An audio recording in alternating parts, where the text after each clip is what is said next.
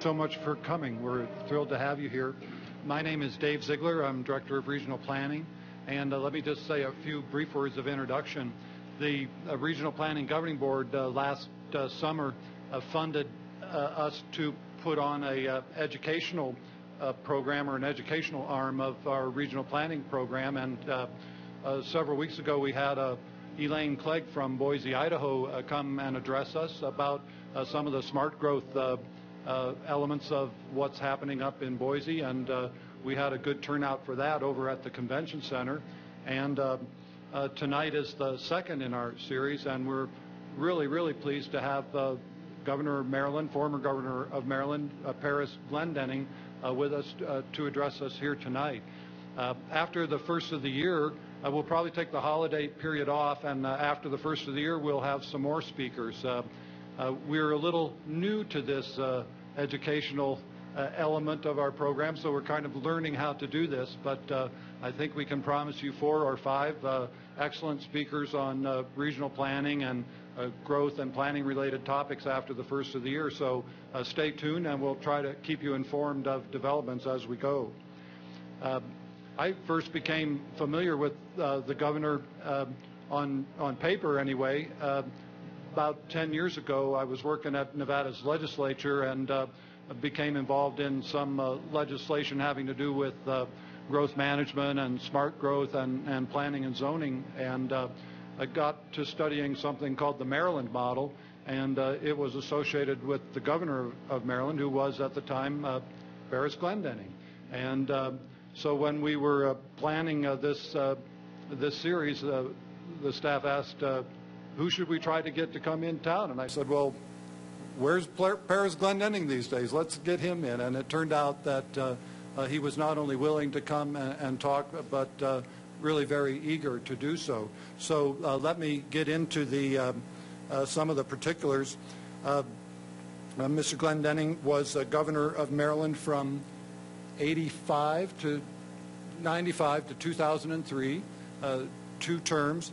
Before that, he was an elected county executive in Prince George's County, Maryland. And that would be the equivalent here as if the county manager or the city manager were an elected position, or another way of thinking of it is like an elected mayor. And Prince George's County is in between Washington, D.C. and Baltimore, Maryland, and has a population of over 800,000 people. And for a time, the governor was also mayor of Hyattsville, Maryland, which is a city in that same vicinity. He was obviously the governor of Maryland. He was chairman of the National Governors Association. He was president of the Council of State Governments, and also taught political science for many years at the University of Maryland. And I could go on, but I think that's probably enough. And we're just, as I said, really thrilled to have the governor here, and we've really enjoyed the last, we picked the governor up yesterday at noon at the airport and have spent most of the last day and a half visiting with him, and I've really enjoyed it, and I think you'll enjoy it too. So without further ado, Governor Paris Glendening.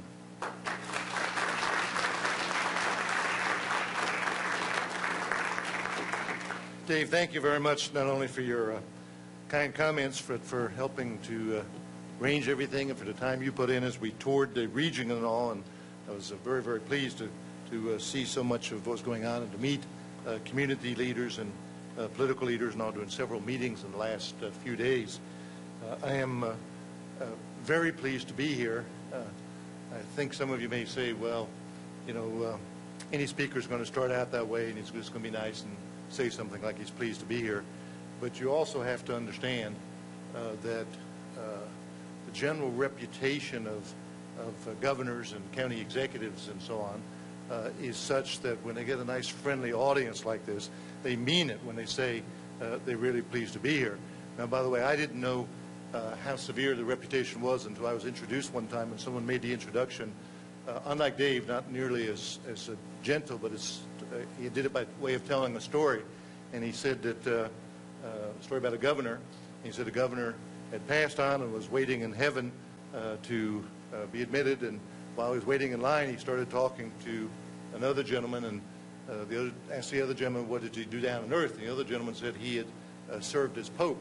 And so they talked a while what that was like. And they get inside, and St. Peter made the room assignments. No, I didn't understand it worked that way, but this is what the speaker said. And the Pope gets this little cinder block apartment with a cot and one candle. And he looks around and he says, well, it's a little surprising. He said, well, what the heck? That's the way popes talk. He said, I'm pleased to be here anyway. So he goes to see how his friend the governor's doing. The governor's in a big mansion up on the hill with chandeliers and works of art and little nymphs floating around and everything. And he's just amazed by this. And so the next day he sees St. Peter and he says, let me ask you a question. I'm not complaining, but I spent my whole life down on earth trying to do good things and all. And I get this little austere apartment, and my friend the governor gets this mansion on the hill. And St. Peter looks at him and says, well, you got to understand this way. He says, we've got a lot of popes here. He said, but this is the first governor that ever made it. Now therein is the general reputation, and why I say I'm so pleased to be here with you this evening.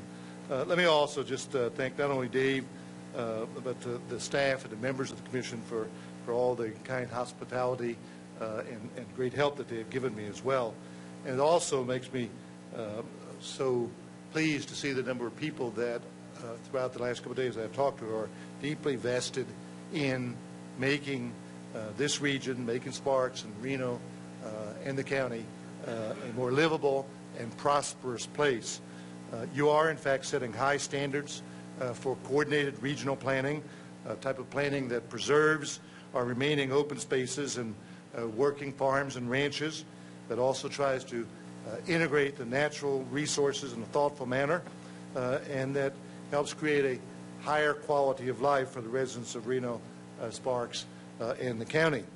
You've made great strides, really, in the planning process and planning use and development here, and I applaud you for your efforts.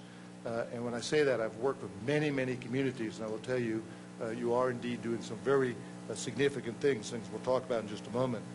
I also know, since almost everyone here is a local official, appointed or elected local officials, I also know that people are somewhat suspect at the local level when a governor comes in and starts making recommendations. And so let me put it this way. I was governor for 8 years, but I was a local elected official for 21 years. And so to quote an unnamed former national official, I feel your pain whenever a state official comes in and say this is the way we should do it. The challenges that you are up against are really similar to those that we have faced in Maryland and to those which are most states and counties and cities around the nation are trying to deal. In all these places, what we have to understand is that time is not on our side. We really must have a sense of urgency, not only about the loss of open space, but about the continued deterioration of so many of our existing communities, about what comes as we spread further and further outward from our urban core and from the older suburbs. The challenges that we are up against can best be illustrated by reminding you of the development patterns that are all around us. And when I say that, let me just start with, I guess, an example in terms of my own home state of Maryland. Excuse me. And in most states, the same pattern is true. What's happening is that the average household size is getting smaller, the average lot size is getting larger, and that is because, in part, for the last 60 years, many Americans have associated as moving up the socioeconomic ladder as being the same as moving further and further out. To put this in real graphic form, the Maryland State Department of Planning has mapped sprawl, what sprawl has looked like in central Maryland over the last 100 years. The red in these pictures represents actual parcel-by-parcel development, meaning there's literally some development for every single parcel is there. If you notice how in this map at 1900, most of the development was in and around Baltimore and just starting around Washington, D.C. Now, watch what change occurs every 10 years. 1910, 1920, 1930, 1940, the beginning of World War II, 1950, start of the interstate highway construction system, 1960, 1970, 1980, 1990, and 2000. Last year we collected data. Now, I sometimes refer to this as the amoeba that ate Maryland. But I will also tell you this. While I do not have a similar map of Nevada, and while it is true that there be much larger, still largely open spaces here, in most areas, even in Nevada, you would find a similar pattern. And in most states and counties across the country, if you map this, you find exactly the same pattern. Now, one of the reasons for this pattern is that why development has really spread so haphazardly is that the development field has been tilted, either intentionally or unintentionally, to support or even to subsidize sprawl. It really started with two major pieces of federal legislation. What started out as the GI loan bill, but later the federal guarantee of mortgages, and combined that with the interstate highway system. And remember, for the GI loan bill, in most of those early federal mortgage guarantees, whole neighborhoods that were ethnically and racially diverse were redlined and ineligible to use the money there. And so what you had then was tens and later hundreds of billions of dollars of road money opening up the suburbs and a mortgage to go with it, and the Levitt towns and others started springing up. And we literally subsidized, and that's why you can see the tremendous acceleration of this pattern right after World War II. Over the last century, people have moved from our cities to our suburbs, and then as those suburbs have aged, from the older suburbs to the newer suburbs, abandoning each as they move further and further out. And in the process of moving outward, we have taken our natural resources for granted as if they were unlimited.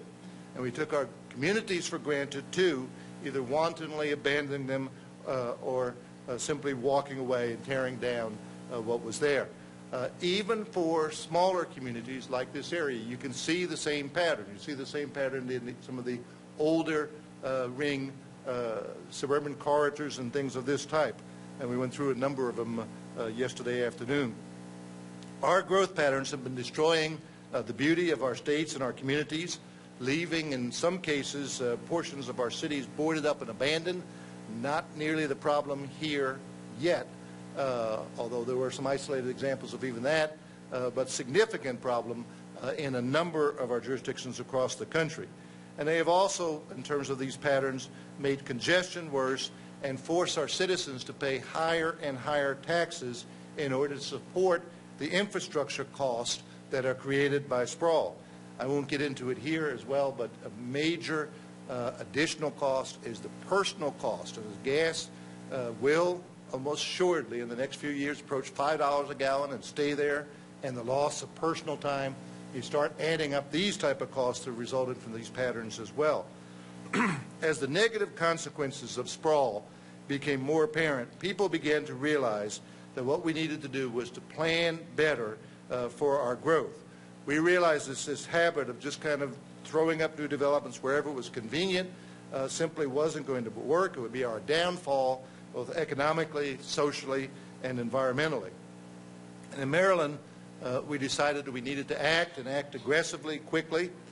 We kicked off our smart growth and neighborhood conservation initiatives in 1997, and in doing so, we wanted to make it clear, first of all, that smart growth is not an effort to stop economic growth or even to slow it down. And in fact, I was very pleased that during all the years we were doing this, Maryland continued to rank #1 in the nation in family income. Today, Maryland continues to prosper, and in fact, the unemployment level is right at 2%. And so you can be aggressive in this area and still have very prosperous community. Rather, smart growth is an effort to channel that growth into existing communities and into designated growth areas, including new designated growth areas, but away from our open spaces and our farmland.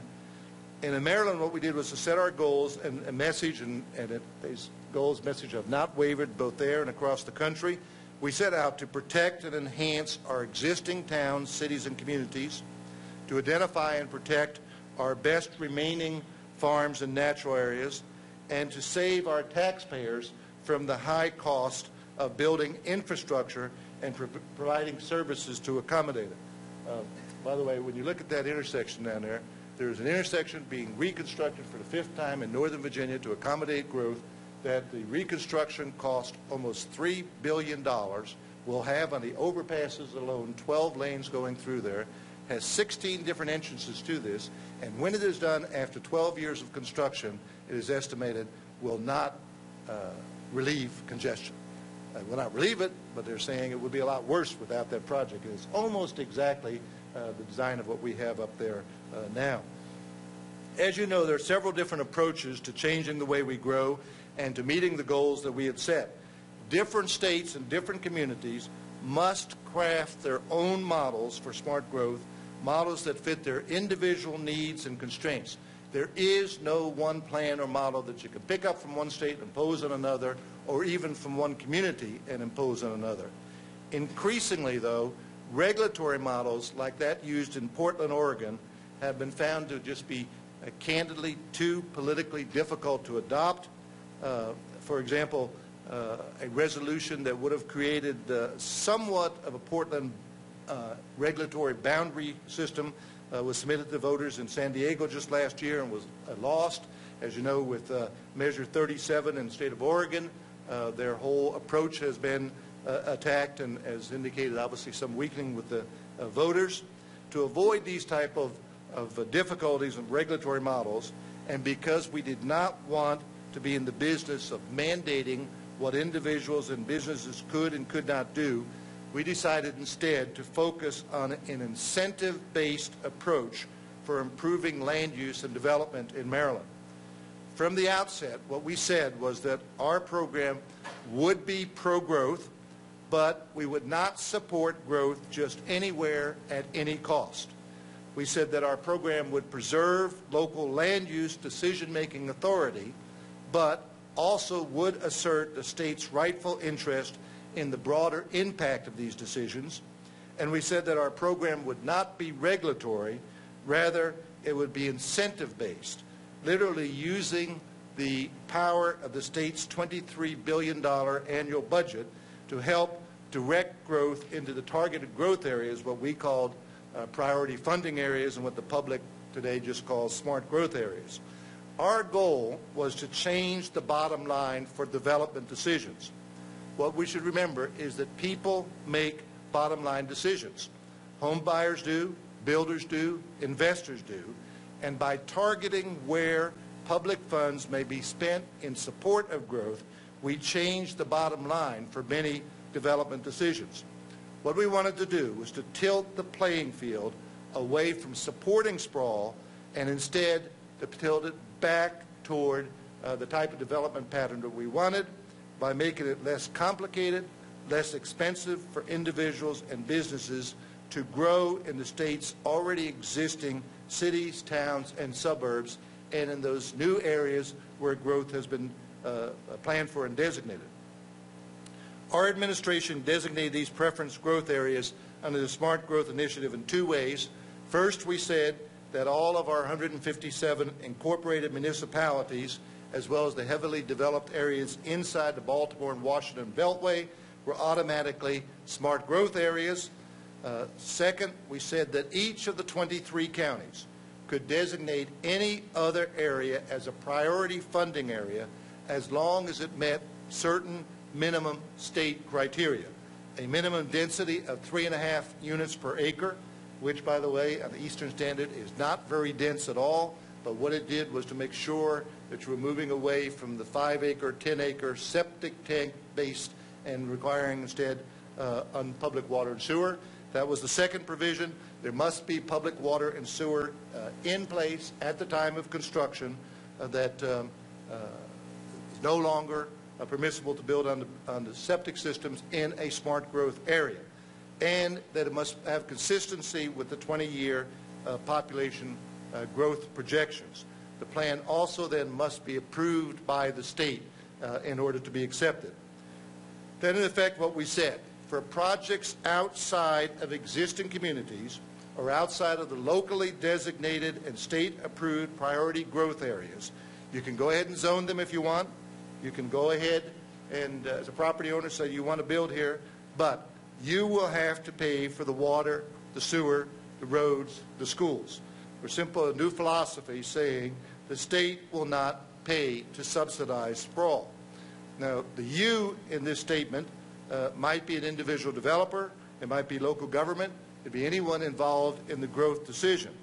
But it really then becomes their job to explain to customers or to taxpayers why they're driving the cost of the project up. Or they could choose to build in existing communities in the designated growth areas. And then they could avoid the extra infrastructure cost, and the state would partner with them in a whole series of incentives. So local governments could, in fact, approve development outside of those growth areas, but such development would no longer be subsidized by the state. This is really the interconnectedness of smart growth and land conservation. What we said was that we could no longer afford to subsidize the plowing over of our open space, the abandonment of our once vibrant communities, and the loss of a sense of community in so many of these places where people lived. At the same time that we were directing growth and development back into our existing communities, we were fighting aggressively to preserve farmland and natural areas. Even before the smart growth legislation was formally adopted in Maryland, we had land preservation programs in place. And when we combined all of our existing land preservation programs with the newer initiatives, we were able to protect nearly 400,000 acres of land during the 8 years that I was in office. To put that in perspective, that was nearly 1/4 of all the land that had permanently been preserved in Maryland during the prior 300 years. In fact, for the last 5 years of my administration, Maryland permanently preserved more land than was lost to development. Now, I ask you to think about what that would mean if that were occurring across the country. Here in Washoe County, I understand that you have been very proactive in incorporating the tenets of smart growth into your regional comprehensive plan, and I applaud you for the foresight and the dedication in seeing this through. Some of the things you're doing are very, very important. The creation of the urban service boundaries, the infill target areas, the transit-oriented development corridors for the county are excellent right steps in the right direction to better controlling and managing growth. And if you think about the layout that we suggested, and this is what the state did, it can just as easily be done on a local or regional basis. The fact that you have incorporated these ideas into your regional plan speaks volumes about your dedication to making this region a better and more livable place and halting the sprawling patterns that have become all too commonplace. Let me tell you, in the last few years, I have met with an incredibly diverse audiences all around this country on this same issue. In Ohio, Montana, Louisiana, Georgia, Wisconsin, all of them struggling with the same issues. And let me say that you are, in fact, way ahead of the curve compared to many of these areas. I would also add, by the way, sadly and unfortunately, last summer I was 4 times in Louisiana, and they were just starting to come to grips with some of the tremendous issues of the loss of the wetlands, the loss of the forest, what it was doing in terms of natural buffer protections and things like this. We were in Biloxi, where they were building right up to the water line and then bulkheading it, and the governor, Governor Haley Barbour, quite rightfully had asked the State Department of Natural Resources to come together and to start working on this. Unfortunately, those 2 horrible storms hit, but you could clearly see the communities were just starting to come together, and they were starting to talk about things that you are already doing. So again, I applaud you because you are absolutely on target for improving the region in a thoughtful, comprehensive way. But now that you have made this insightful plan for targeting growth and development in the places that can accommodate it, however, the next step of this plan really must be to put some teeth into it. And when I say this, let me also tell you, in hindsight, 5 years out, I wish we had put even more teeth into the Maryland plan. So this is a recognition of what must be done all across the country. We need to think about how we can translate these ideas from a plan on paper into actual development that is happening here. What combination of incentives and disincentives can you work with local governments to enact to ensure that development really does happen within the targeted areas? In addition to giving your plan teeth, we also need to think about how we can work beyond the regional level with the state to make sure that your good intentions are honored at the state level. And I understand the political culture, and every time I say this here, someone cautions me, and I know Governor, not as well as I do some of the others, but I understand a lot of the concerns about that. But what we should recognize is that too often planning organizations at the local level, such as the Truckee Meadows Regional Planning Agency, create some excellent plans only to have them overridden by decisions at the higher levels of government. It's tough enough bringing the private sector into compliance with this without having some of the decisions undermined elsewhere. I understand it may be very difficult politically to get Nevada to enact a statewide policy framework for smart growth the way we did in Maryland and many other states are in the process of doing. Utah has done a phenomenal effort in this area. Michigan has just undertaken a major effort. New Jersey and Massachusetts. Governor Montana has just started the whole process of a statewide effort. New Mexico just created a statewide commission on this, and they're starting to make their first recommendations. But even without a statewide framework, it is important to ask, what if we work with state officials not to engage them to create a total plan, but at least support the framework for development that you have created in the local region. Imagine how helpful it would be if the state agreed to consistently locate its buildings or its leases only within the boundaries that you have set for targeted growth in the region. It just makes sense that the efforts of the state should be in accordance with and reinforce the smart growth policies of local government. After all, you know what is best for your locality and your region, and the state should respect that. It does not make sense to spend dollars on location for something out there, destroying more farmland or open spaces or wildlife habitat, when it also means that the local government will have to spend money on roads and utilities so people can get to that location. Let me give you one example of what we're talking about here.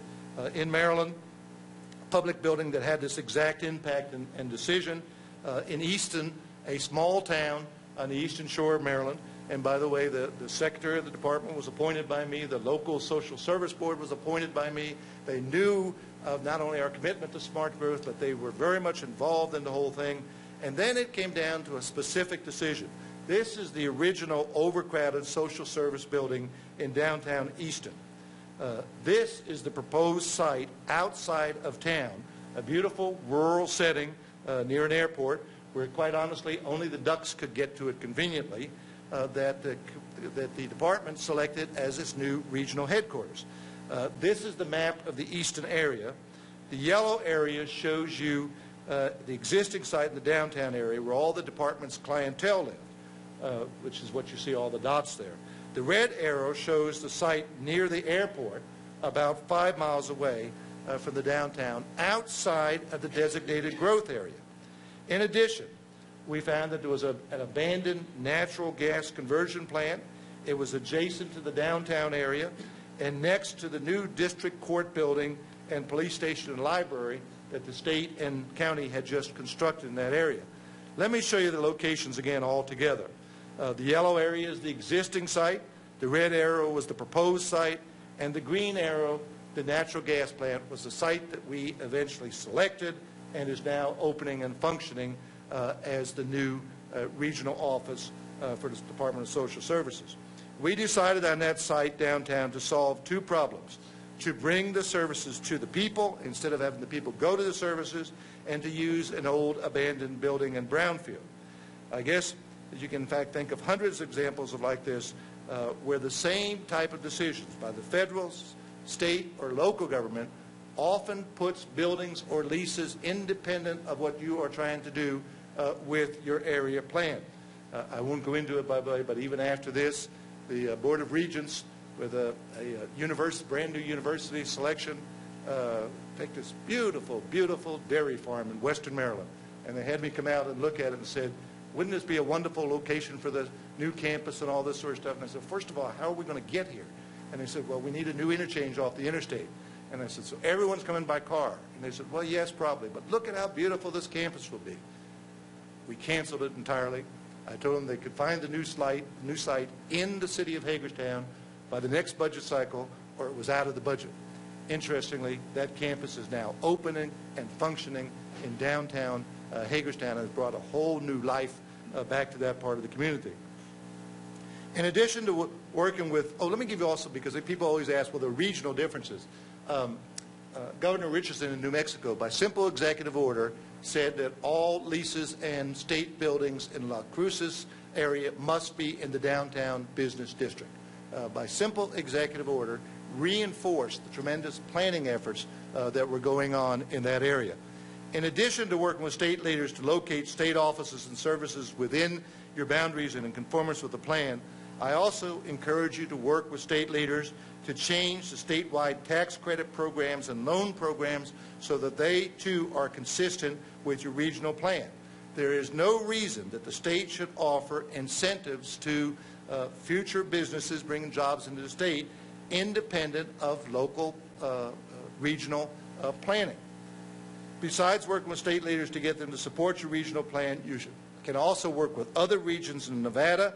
And what if you took what you've already been doing and what you know should be done, and then work with other leaders in these regions to help rally the state and its agencies to support the plans in each of these diverse regions.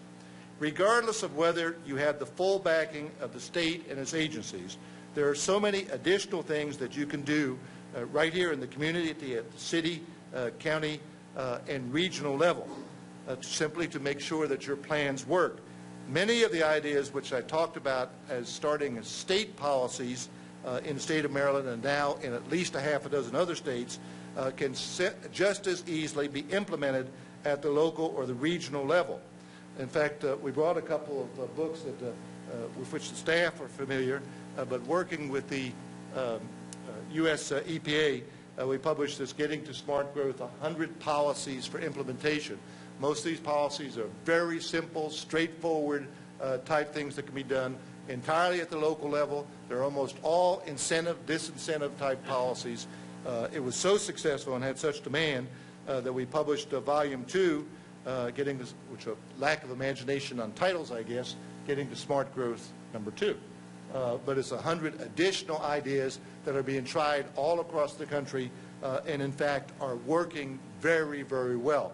And I urge people just to look through there, say, okay, if we want to do this, what things could work here in taking the next steps of either putting teeth in or really incentivizing where growth goes. These publications suggest very specific growth measures that can be implemented at either the neighborhood, local, regional, or state level in order to make regions stronger, safer, more environmentally sound, and more prosperous.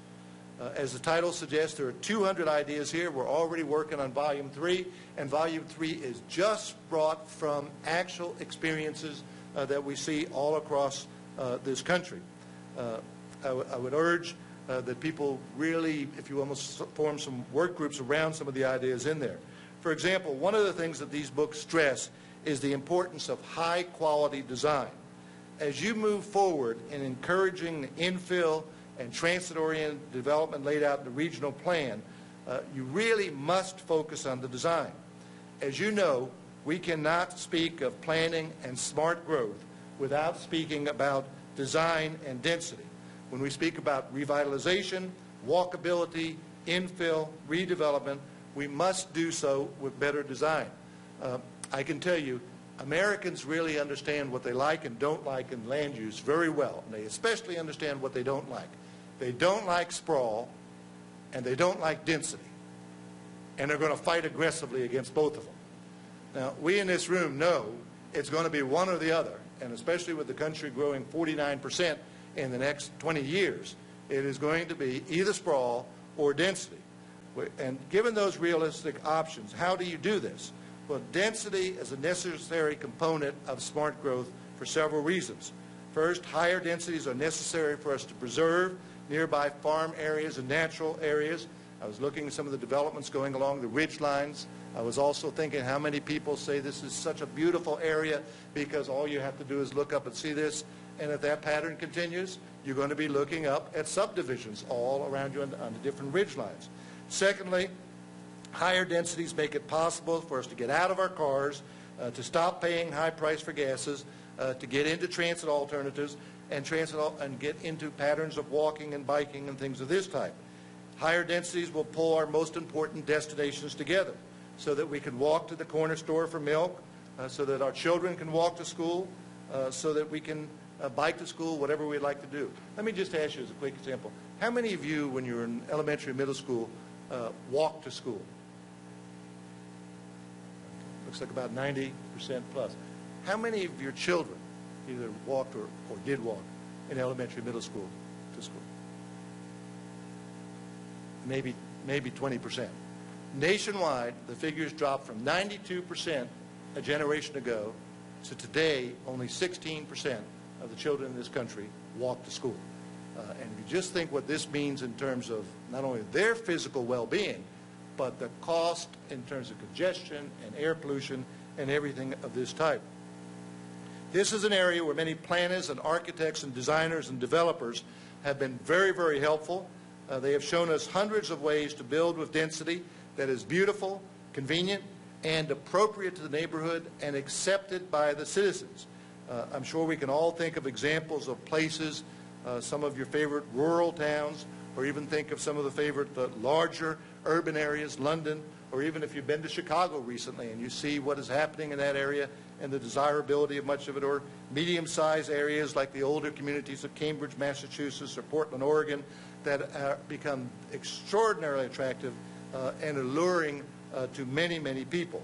And if you contrast this in many ways with the communities that are based on strip malls and big box and cookie-cutter type developments, density, when it is done, can be attractive. What makes it attractive is the design elements from the very beginning. We must work with the local architects and planners and developers and landscapers and contractors and the local officials to require and to ensure the higher density that is necessary and that it has these amenities. And we must make sure that what density does not mean is simply crowding more people into more places. Smart growth is about choice. We're not saying people must live here, must live there. We want the choice of communities, knowing that every survey has shown, and when they are available, those surveys come to fruition, that at least 1/3 of American population wants to live in these type of full service, relatively dense, walkable, fun communities. There are so many tricks of design that make this possible. Things like thoughtful street lightings and plantings, the wide sidewalks and walking paths, attractive signage and storefronts that face the streets, covered parking garage instead of the huge surface lots, pocket parks with benches, and so many others. And as I went through yesterday and saw some of the redevelopment, for example, the Sparks area, and saw what was redone on a couple of the roads there, and saw a couple other places, the first big steps are being made. There's no question about it. I will also tell you that I saw some real challenges. Subdivisions, for example, that have walls that separated them from the retail area just a couple hundred yards away. So the people had to get in a 4,000-pound vehicle to drive 2 miles to get a quart of milk when they could have walked 200 yards if the accessibility had been there. And these are patterns that are very, very common in the part that we were looking at here, but also, sadly, very common across the country. I'll give you a quick example. We're working with Baton Rouge, which just completely revised their building code, their zoning and land use code to smart growth principles. But they were showing me a parish, right, which is their name for counties, right outside of Baton Rouge, and they had developed a fast-growing area. They had developed a 6-lane urban highway. First of all, there was no need, other than the fact that the engineering books say do it 6 lanes, for a 6-lane highway. And then we went by a brand new, nicely designed office park. And it was right about lunchtime, and there were lines of cars waiting to come out.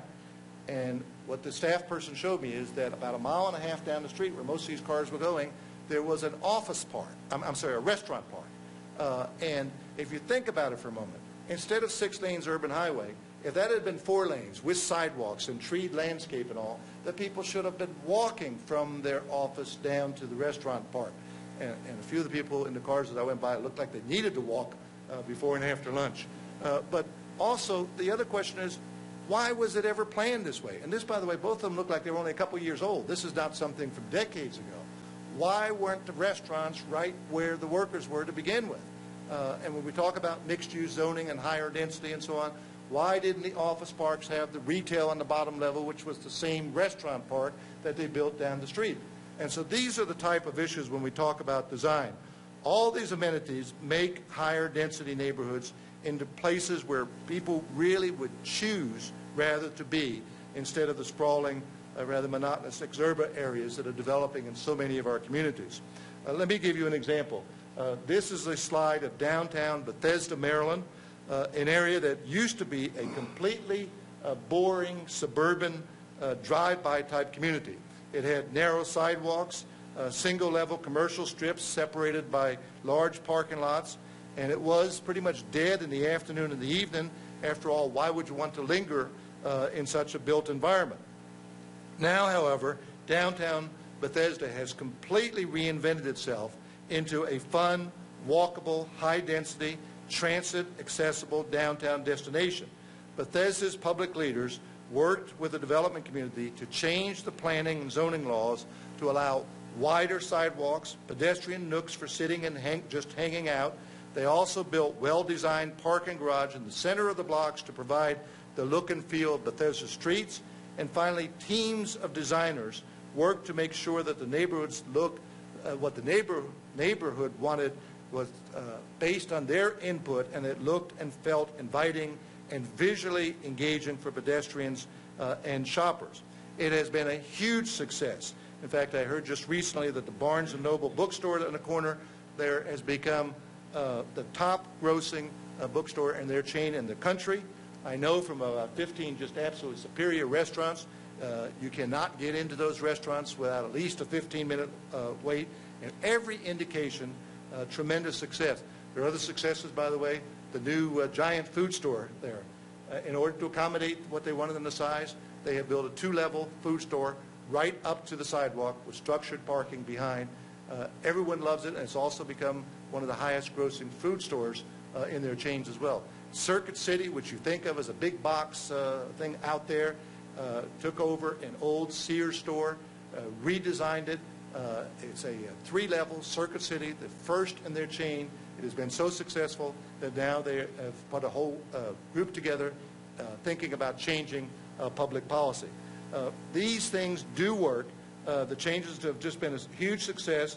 But the Bethesda example is just one example, and I've seen it all across the country. I've talked a number of times to some of you here have heard me say this in other forums here today, but go to Macon, Georgia, for example, a community about the size, really, of the region here, and see what they have been able to do focusing on design. It also helps us in effectively redevelopment of existing neighborhoods. So many pieces of vacant land and underutilized commercial strips and older buildings of our inner cities and our older corridors and suburbs are just absolutely ripe for redevelopment. If a vacant, empty building or empty lot or under-leased strip mall can be redesigned and made into a mixed-use center of retail, housing, and offices, it can bring people back to the downtown or to the corridors to live, work, and play. It can also increase property values, increase tax revenues, and completely revitalize an area. Just among other things, one of the suggestions you'll see in there is for so many of these shopping centers and so on, if they had just been built to the sidewalk with the parking behind there, the tremendous difference it has in design and a sense of community. And the nature is when you see a shopping center and there's a parking lot, you drive to it. If you see something built up to the sidewalk, you walk to it. I mean, it's a very, very simple type thing. And in many areas, they're taking these older shopping centers, and what was the parking lot, they are now building a new, and what was the back portion where the center was, they are now putting either condominiums or offices or whatever in terms of reuse density. The local development and design communities have the tools and the expertise to make the infill development and redevelopment work. And I can assure you from experiences not just in Maryland but elsewhere, they're achieving exciting changes all across this country. In addition to rallying the development and design community, I encourage you to get local citizens involved, they're revved up, excited about the region. I saw for the county, by the way, the goals over there. The first 4 of those could have been taken right from our books in terms of natural resources, the economic development, the fiscal and financial stability, and the citizen participation. All of this is exactly what we are talking about. More than anything else, your citizens are the ones that are personally affected by and who understand the problems associated with sprawling development. They have the greatest stake in changing these patterns, and therefore they must become very involved, valuable partners in making decisions about the region's future. With this in mind, in fact, we've been working with citizen groups all across the country, but we just published this book, and I'll leave all 3 of these here this evening, Choosing Our Community's Future, a citizen's guide to getting the most out of new development. And the heart of this, by the way, is if you say to citizens, take an old corridor that's run down, like we were looking at just yesterday, and say, we're going to put 400 residential units and 70,000 square feet of retail there, they will just drum you out of town. Bring the same citizens in and sit them down and say, what do you really want here? And what they'll say, well, we want wider sidewalks, and we want trees on it, and we like retail on the ground level right up, and we want a mix of housing types and all. And I will tell you, in community after community, they actually end up proposing more than a planner would have dared propose for that corridor, or that a developer would dare have suggested. And so this involvement early on becomes very important. The future here, I think, can be as bright and as sunny as the weather that I've seen the last couple of days, with the exception of one little shower that's just starting out there.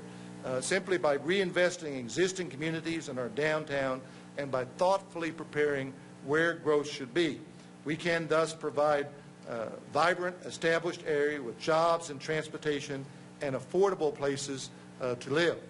And that last one, again, I won't go into it now, but it's a whole big issue, the affordability of housing, so our teachers, our firefighters, the person who works in the Starbucks down the street can, in fact, live in our communities without driving 50 miles to find affordable housing.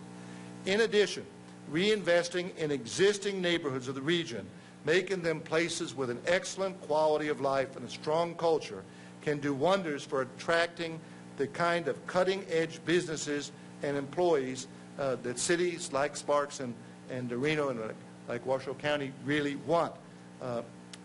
Interestingly, and I know as head of a major nonprofit, I might be somewhat suspect on this issue, but what is very clear is that for the knowledge-based jobs where the real expansion of the economy is occurring, that a key competitive advantage is to have a type of community that attracts these decision makers for location.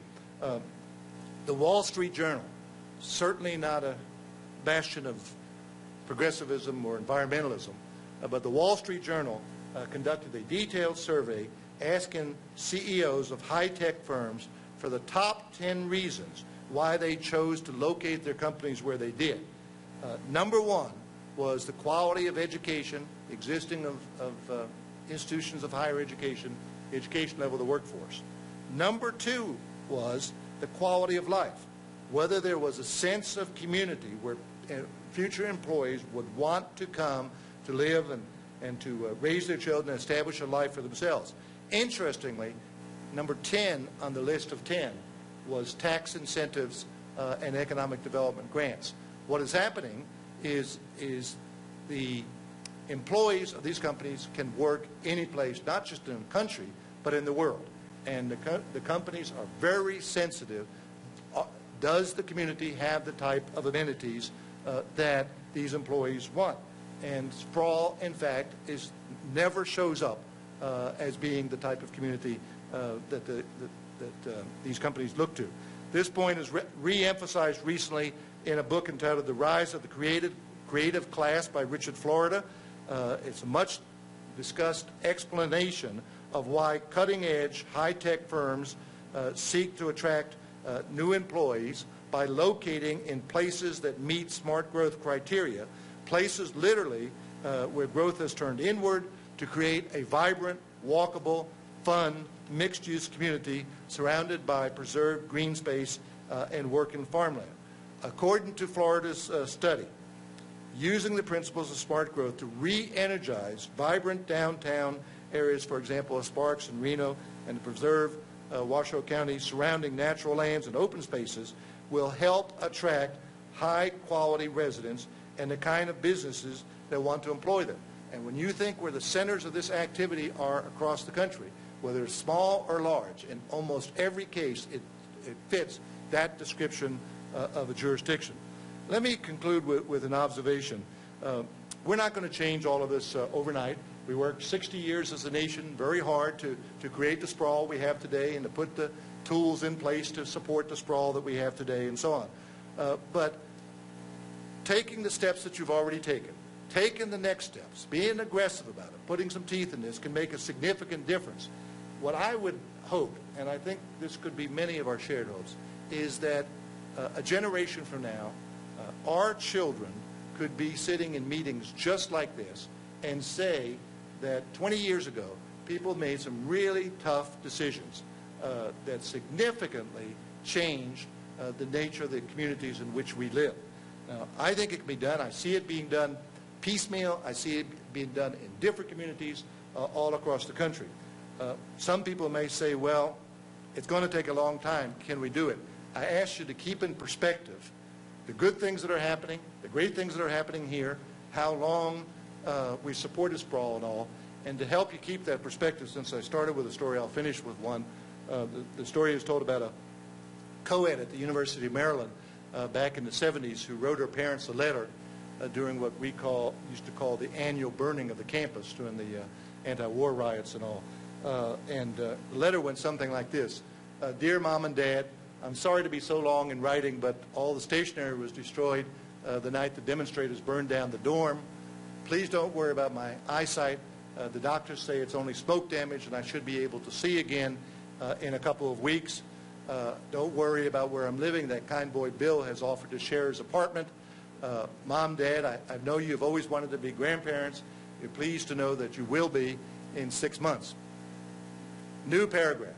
Please disregard the above practice in English composition. There was no fire. I'm not hurt. I'm not pregnant. In fact, I don't even have a boyfriend. But I did receive a D in French and an F in chemistry, and I want to be sure you receive the news in the proper perspective. Thank you very much, ladies and gentlemen.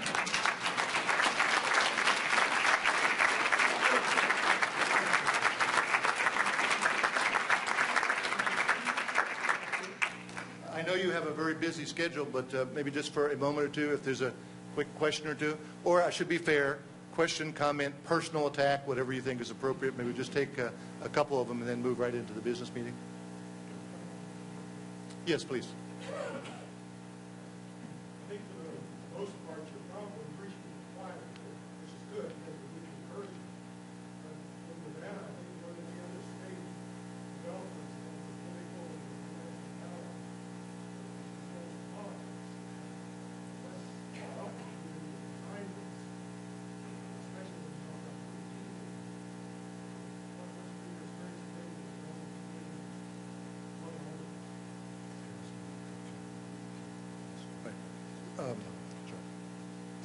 Let me just repeat the question was about the development community and the power that they possess in this state and in fairness in many states. And if they're not behind it, what happens? Let me make several observations about this.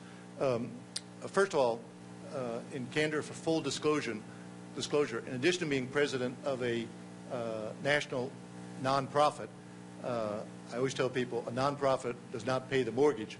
I'm also chairman of an investment group that invests only in brownfields and things. We're doing like a major project in Savannah, Georgia and all, and work with the development community on this. And so I understand many of their concerns and angst as well. I would offer several suggestions.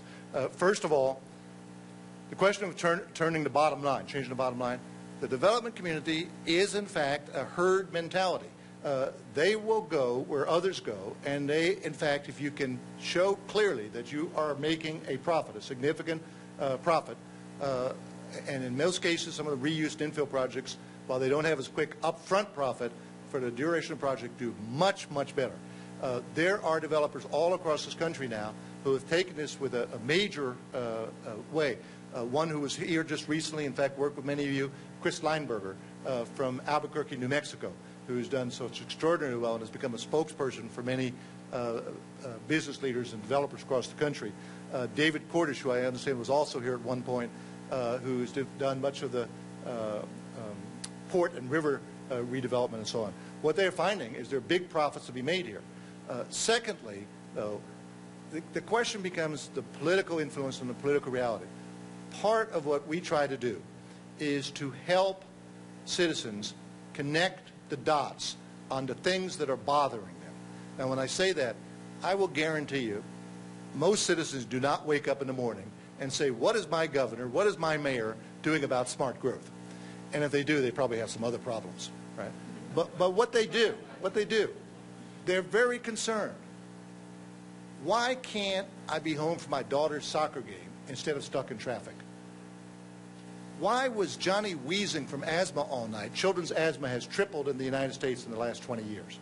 Why was Johnny wheezing all night long of asthma when we've never had asthma in our family?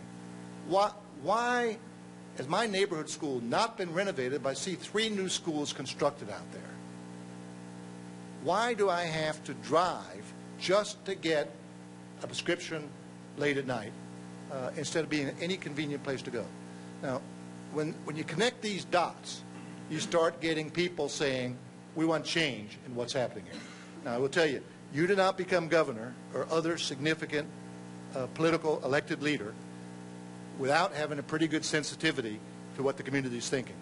And so I ask you, why, and think of these in terms of both conservative, liberal, Republican, Democrats, Mitt Romney in Massachusetts, Arnold Schwarzenegger in California, Jennifer Granholm in Michigan, Brian Schweitzer in Montana, Sanford, I apologize, I forgot his first name, in South Carolina, are all taking leadership as governors in changing a lot of the rules for development and implementing either all or parts of smart growth program. And the answer is they're very astute politicians. They understand people are really getting fed up about this. And they understand with gas going the way it is, people are going to get more fed up about it. The project that I mentioned in the interchange, people are outraged that they are now realizing that when the interchange is done, that the congestion is not going to be relieved. It's going to be worse. And so it is making that political connection. I think there's a role for citizens. There's a role for professional leadership like the Regional Commission. There's a role for local officials on this. There's a role for strong advocacy groups. And that's why I also urge you coalition with other regional commissions and other groups. In most of the states where real state action is occurring, informal or sometimes even very formal coalitions of advocacy groups have come together to demand the change. Thousand Friends of New Mexico, for example, Smart Growth Coalition Forum, Smart Growth Forum in Vermont. And they are, in fact, the catalyst making the political change. And the developers will follow. There's no question about it. I think we have about time for maybe just 2 other real quick questions. Yes, please.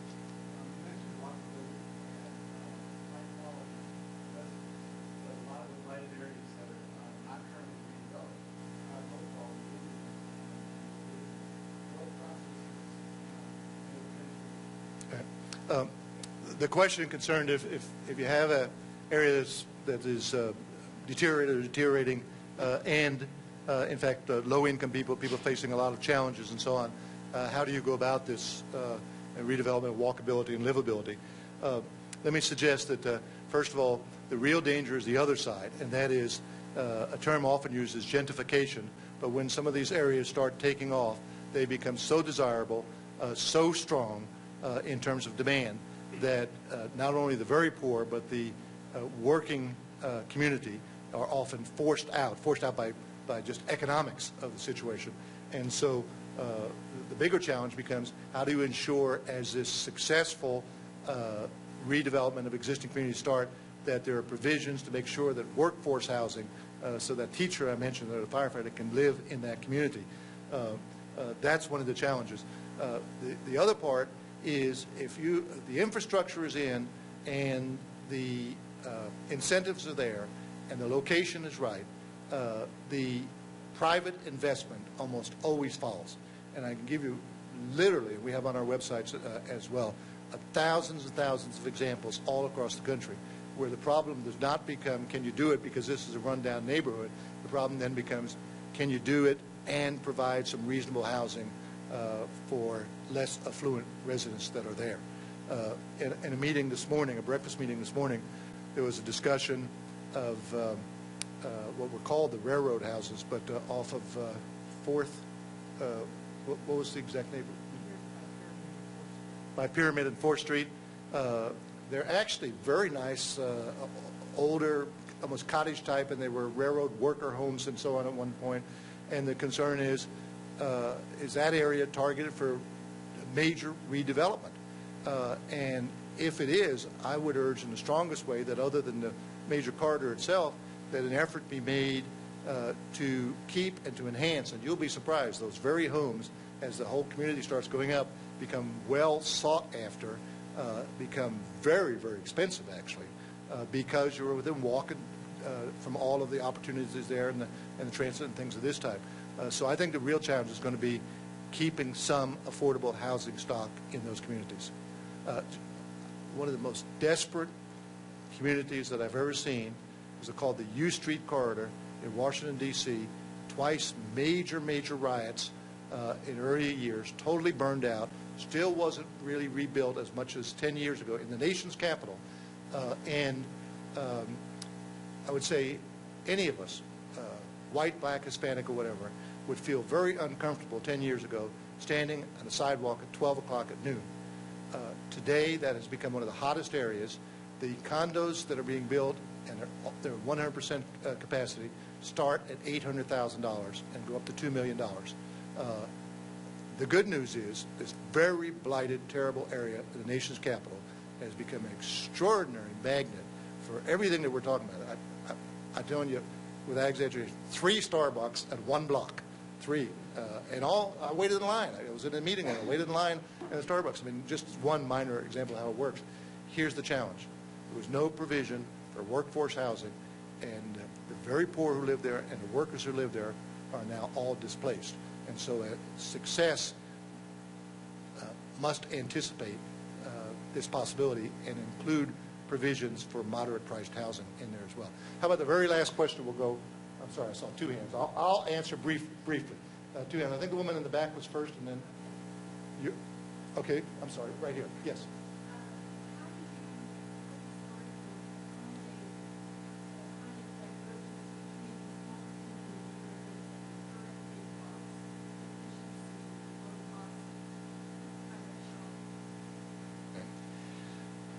The question that everyone heard was how does the smart growth accommodate the interest in big box phenomenon, especially for smaller communities and all. I will tell you this is a battle all across the country. It is most symbolized by Walmart, and I understand Walmart was approved here and so on, and has a lot of customers. Much of the Walmart battle is about other policies and other issues as well. But that notwithstanding, the big boxes and the power centers have been perceived, and I believe correctly so, as draining much of the economic viability from existing communities, and especially the smaller businesses in the downtown areas. It is a major problem in that sense. Having said that, is an interesting, I made a brief reference to it, but many of the big box companies are now reconsidering some of their strategy, recognizing the buying power that is increasingly going back into urban areas and smaller established communities, and are accommodating a good number of their policies. Walmart itself, by the way, the first Walmart ever in Vermont, accommodated all that. They reduced their size. They built a 2-level thing. They built it in town. They built it up to the sidewalk, and so on. Now, there are other policies that still created a lot of controversy, but the Home Depot I'm not sure if they're that large out here, but in the east they're very large. Home Depot has now adopted a formal policy that their number one strategy is a location for urban stores. They've gone even further, not only accommodating design by making 2 or even 3-story buildings, but they've now entered into agreements that put either office or condos above the building themselves. And if you think about it, if it fits into the height limitations for whatever the community is, it makes a lot of sense. We have hundreds and hundreds of square miles of 1-story asphalt buildings in this country that easily could have accommodated at least a few stories of either residence or whatever above it. And especially when you're talking about moderate, affordable housing and so on. There's a very desirable project in downtown Atlanta, Atlantic Station, where the Home Depot there has 30 stories of luxury condominiums being built on top of this huge store. And so a number of them are coming around. There still is the marketing competitive issue, whether large multinational chains of that type automatically outprice small businesses in communities. That's a reality. It's something that people are going to have to grapple with and decide how to handle it. That's not necessarily a land use issue. But creating the power centers out there and all is a land use issue. People must drive to them. You're surrounded by acres and acres of impervious surface, and it does destroy the economic vitality for the downtown existing areas. Why don't we stop here? I know you got the serious work. I believe there are going to be motions to implement the full program tonight, which I was very pleased that someone whispered that to me. Thank you all so very much.